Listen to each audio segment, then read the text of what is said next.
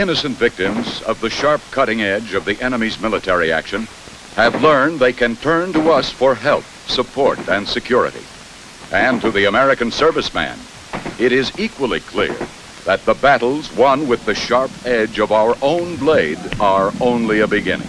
Ultimate victory in Vietnam will be won through the people, in the civic action that complements the military action through our determined and skillful use of the full blade.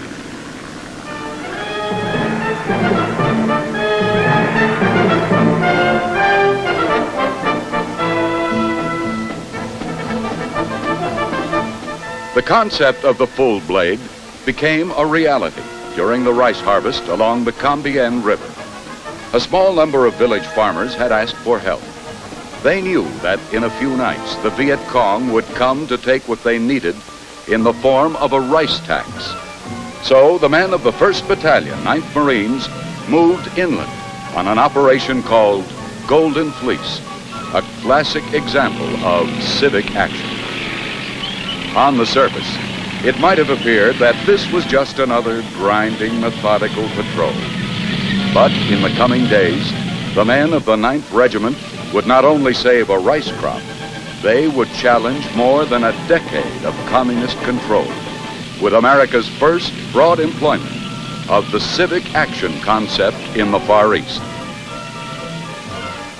Song Cambien, a rich, fertile, and very carefully cultivated valley.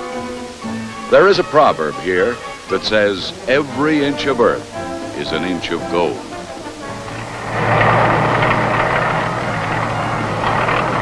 It's nearly impossible to comprehend what years of Viet Cong terror and exploitation can do to a Vietnamese village.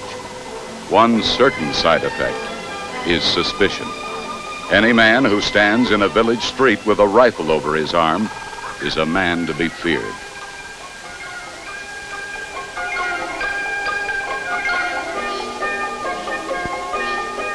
But fortunately for the farming people of Song Cambien, there were others who weren't afraid.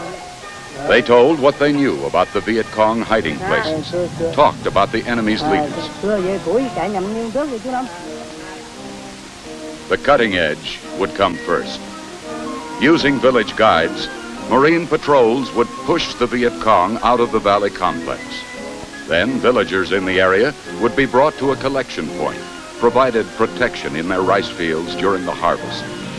This would strengthen the people's desire to help themselves, a basic ingredient in the formula of security, ambition, and self-respect that is the hallmark of the full blade of civic action.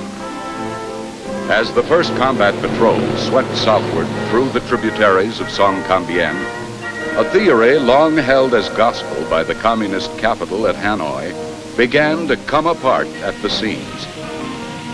The Americans might fight in the Vietnamese countryside, but any real attempts at a genuine revolution in health, welfare, and self-sufficiency would be directed strictly toward the struggling central government in Saigon. This was the American way of doing things in the Far East. It was this postulate that the men of the 9th Regiment and their village guides began to pull apart during the first moments of contact with a Viet Cong stronghold.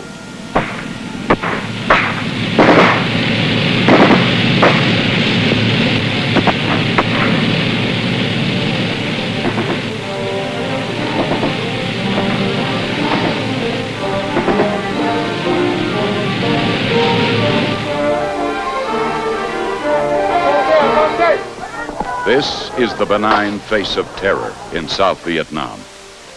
To the farmers and peasants, he is a warrior of the 7-headed dragons. He operates best in a small group close to where he was born and raised. In these natural surroundings, he has identified with and helped to destroy all local governments of the immediate countryside. He has killed or threatened to kill all who would speak on behalf of the government in Saigon. He can hardly be expected to know the meaning of the words self-help, self-respect, and self-realization. 27 of his kind and their stolen weapons of war were captured by Marines during the first day of military operations near Song Cam Bien. But even then, there were areas of doubt. One of the Vietcong's special talents is the ability to blend into a crowd of innocent men. With their initial military objectives secured, the Marines prepared to implement the full blade. If it could liberate the hearts and minds of the people of Song Cam Bien from old Viet Cong influences, if it could work in this small corner of villages, this second phase of war might one day spread over all of South Vietnam.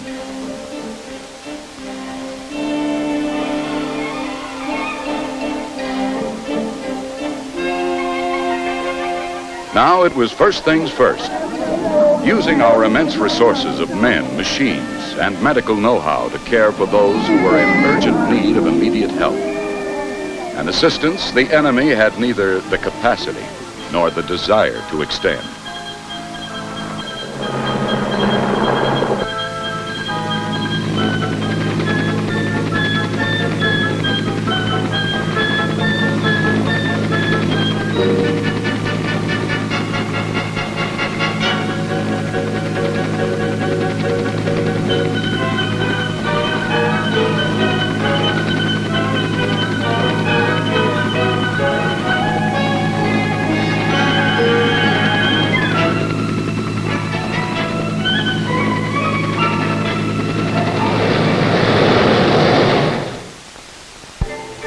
For the men ashore, there was still much more to do.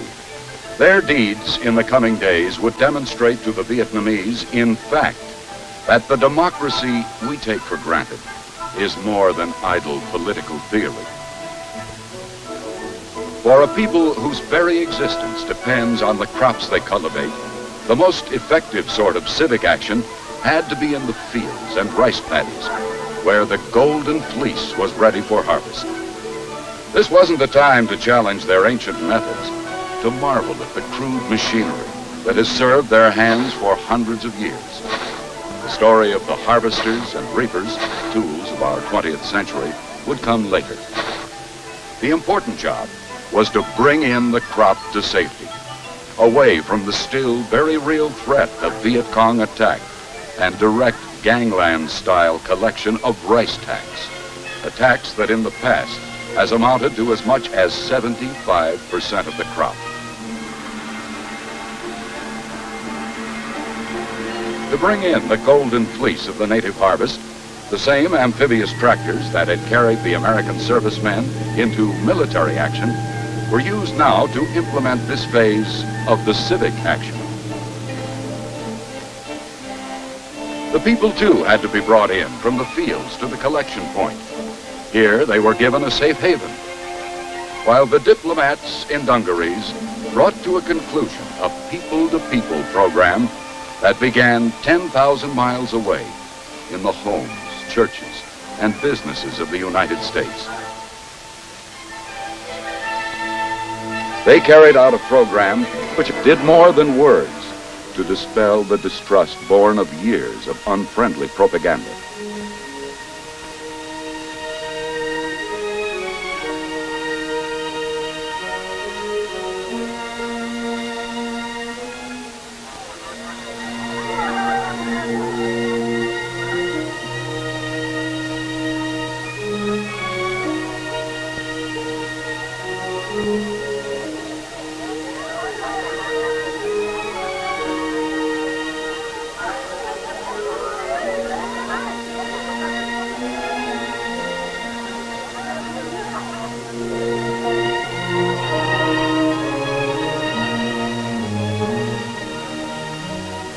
There still were some doubting Thomases. But in Vietnam, as everywhere else, there is still one sure route to the heart of a man.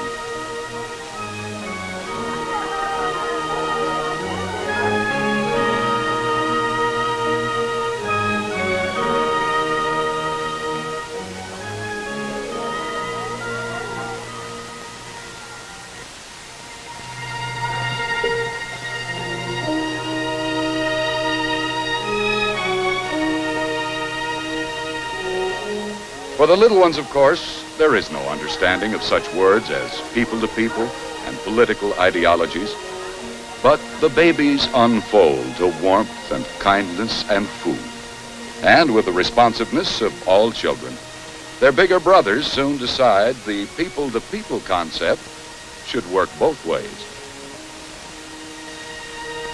Nearby, the rice was being stored away with American servicemen and Vietnamese people, young and old, working side by side in the sort of cooperative effort that is doing the most to put forward our mission in Vietnam.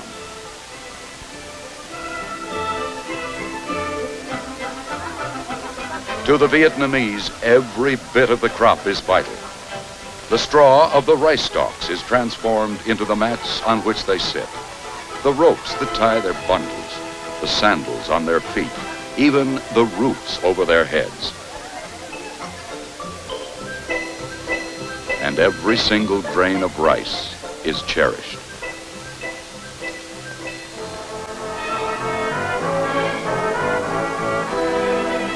Soldiers of the Army of the Republic of Vietnam and American officers worked side by side in Operation Golden Fleece. With the grain stored and the needs of the flesh attended to, it was time for another phase of our civic action. The story translated into pictures of the kind of help our technological advances can provide during future harvests along the Cong River. The same Amtrak that carried out the fighting men and brought in the grain became a crude but effective motion picture theater.